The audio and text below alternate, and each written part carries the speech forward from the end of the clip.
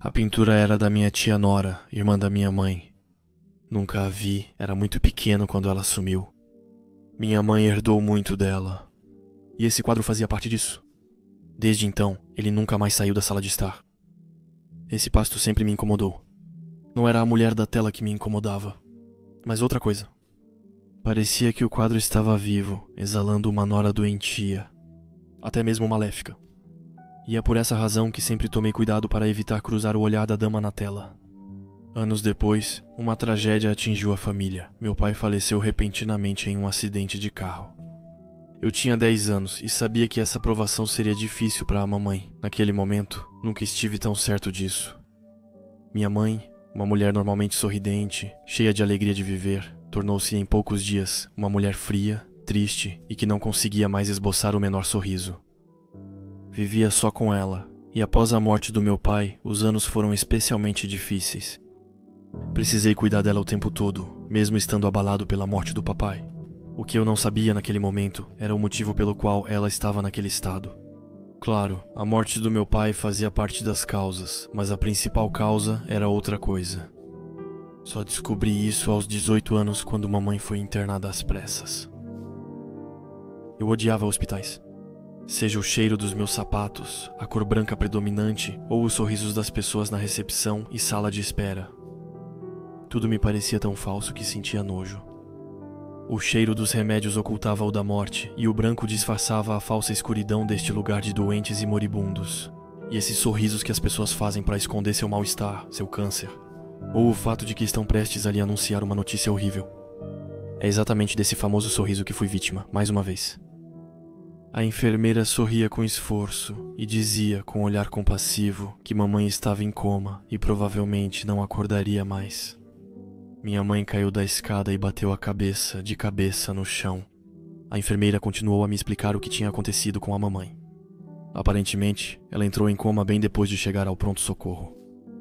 Antes, ela conversou com enfermeiras e médicos do pronto-socorro. Ela explicou rapidamente o que aconteceu, mas não só isso.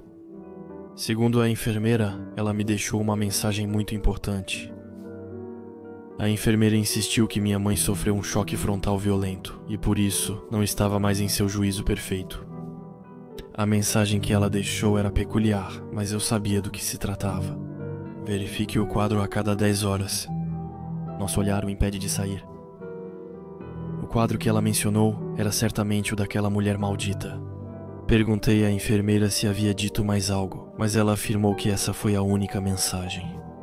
Eu estava ao mesmo tempo confuso e triste. Confuso porque não entendia por que vigiar aquele quadro era tão importante para ela. Triste, pois agora ela estava em coma. E que, portanto, é possível que ela nunca mais possa responder a essa pergunta.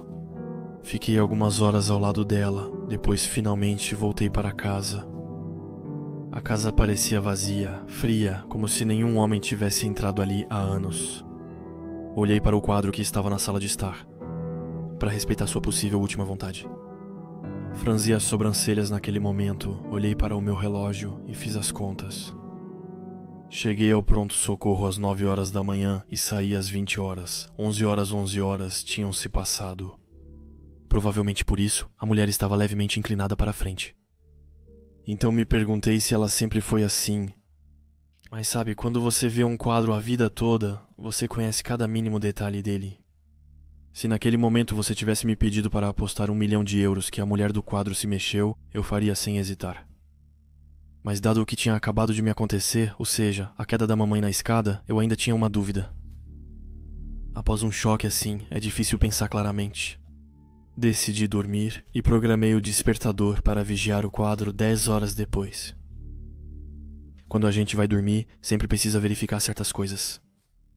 Alguns preferem um copo d'água na cabeceira, outros abrem a persiana para acordar com o sol. Eu, por exemplo, gosto de dormir ouvindo música suave. Por isso peço que vocês verifiquem certas coisas. Sempre verifique se seu copo d'água não pode cair em uma tomada elétrica. Sempre verifique, ao abrir as persianas, se a janela não ficou aberta, para evitar problemas em tempestades ou roubos. Acima de tudo, ao ouvir música no smartphone para dormir, é importante checar se ele está carregando direito. Do contrário, a bateria zera. Em vez de dormir 10 horas, dormimos mais de 12. Eu pulei da cama e corri até a sala. A comida estava lá e a família ainda estava presente. Algo havia mudado. A mulher estava bem mais perto do quadro. Era impossível para mim cometer um erro. Desta vez, examinei a comida de cima a baixo para encontrar outros detalhes. E foi aí que vi seus dedos. Eles estavam saindo da pintura. Meu coração acelerou ao ver seus 4 dedos segurando firme a borda da moldura. Me aproximei com cautela do quadro e toquei os dedos que saíam da pintura. Eles eram lisos, cobertos de tinta, como o quadro, e os dedos pareciam ser de papelão. Mas ele não estava lá ontem. Essa pintura era muito viva, com o coração apertado. Pensei em queimá-la, mas se isso fosse uma solução, meus pais teriam pensado nisso. Se ela ainda está lá, provavelmente não adiantou. Então, por enquanto, eu só podia vigiá-la. Programei meu relógio para despertar em 10 horas, carreguei o celular e coloquei mais 4 alarmes, só para garantir que eu não perdesse a próxima vigilância. Fui ao trabalho entregar meu atestado médico e fazer compras. Ao chegar em casa, olhei a internet e adiei os alarmes para tocarem em 10 horas. Fiz isso durante 3 semanas, 3 longas semanas. A garota na internet não tinha recuado, mas também não tinha avançado. Minha mãe seguia em coma e as noites pareciam cada vez mais longas. Por isso, mamãe me deixou uma grande responsabilidade, mas eu sentia muito a sua falta. Eu me sentia sozinho e não tinha visto ninguém desde o terrível acidente da mamãe. Decidi visitar um amigo só para passar algumas horas com ele. Olhei meu relógio pela 6ª vez enquanto tomava a primeira cerveja. Meu amigo zombou de mim na hora e perguntou se eu tinha um encontro com uma garota. Mas eu decidi guardar tudo para mim e expliquei para ele que era uma forma de desestressar do que tinha acontecido com a minha mãe. Ele se compadeceu. Seguimos desestressando do nosso jeito. Bebi uma cerveja nova, depois outra e mais uma. Eu continuava olhando para o meu relógio, que à medida que as horas passavam, parecia cada vez mais embaçado. As horas passavam. Lembro de dizer ao meu amigo que precisava voltar para casa. Depois disso, tudo ficou escuro demais.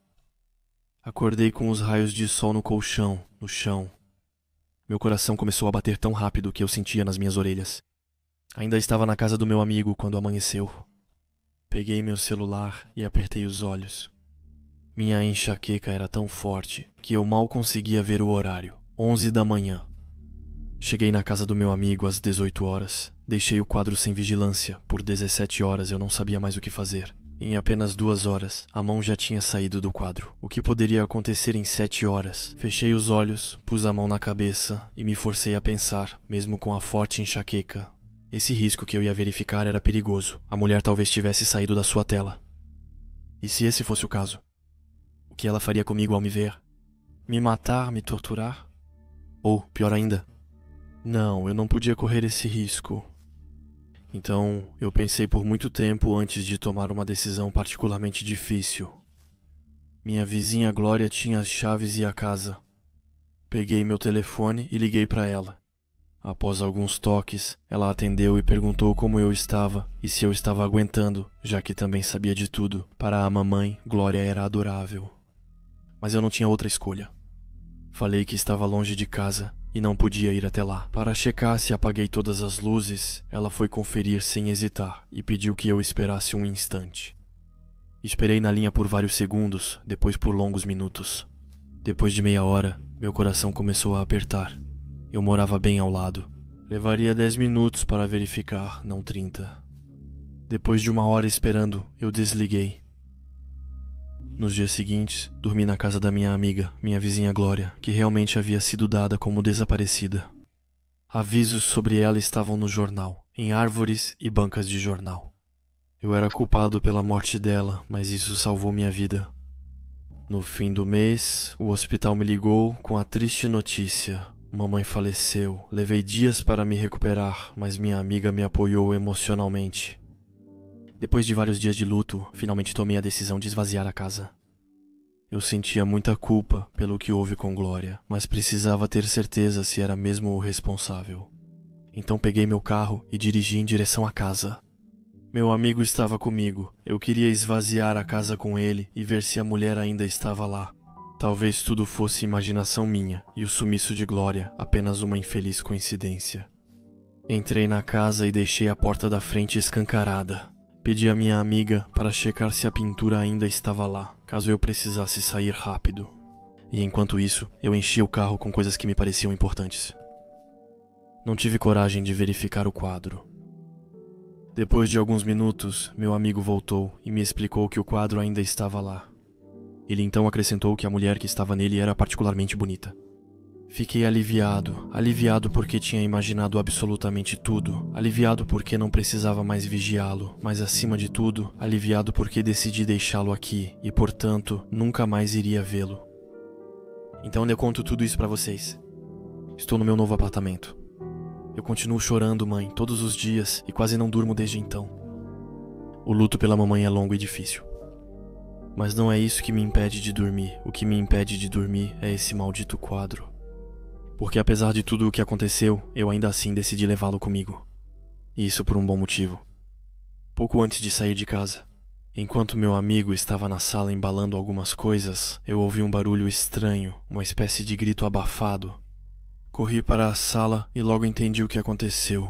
Acho que a mulher que estava no quadro era a irmã da mamãe Porter, desaparecida há dezenas de anos. Agora a Glória, minha vizinha, também tinha desaparecido.